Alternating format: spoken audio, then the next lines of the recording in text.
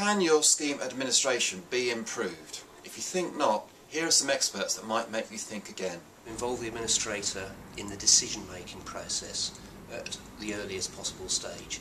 A good administrator will have an insight into that process that the other participants, the investment consultants and the trustees might not spot.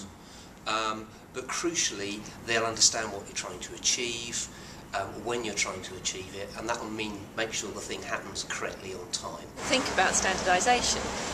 Lots of trustees are really sort of caught up with how different their scheme is from everybody else. But when you're talking about administration, the way to keep efficiencies and to really sort of leverage the true competence of the administrator is to try and fit as much as you can within their processes.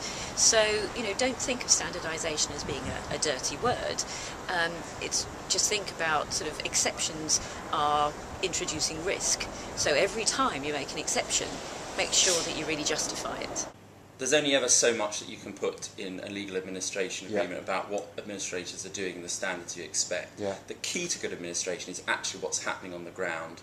So trustees need to get into their administrators' offices and see what systems they've got in place, are files being left lying around, who's got access to the data, what sort of processes are used, are they automated or are they manual, and it's from understanding those things that they'll have a much better handle on whether mishaps are going to be avoided or not. There are some superb tools within pensions administration solutions to automate processes, and I think the temptation is to deploy these in probably an overly complex way.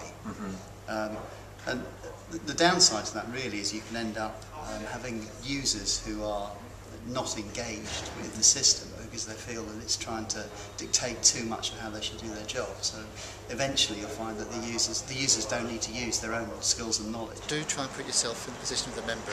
Do think of how the beneficiary or how a member will receive the information you give them. So is this clear English? Is the communication you're writing to them about, is it plain English? Can they understand it? At the end of the day, administration is very simple. It's really about getting the right benefit to the right person at the right time. Just make sure you think about the member receiving the information. It's keeping your scheme fit for purpose for the future. So we're seeing a huge change in e-communications being used for pensions. So can your members have access online? Can they see their benefits online? Do they understand what that means? The changes that are coming in for 2012 open that up a whole new world. So people are used to using iPhones, they're used to using Twitter. Why wouldn't you think about using that for your pension arrangement? It's all about empowering the members to have that information at their fingertips. And does your provider do that? If they don't, I'll be asking the question, when will they be doing that? Because it will be expected in the future.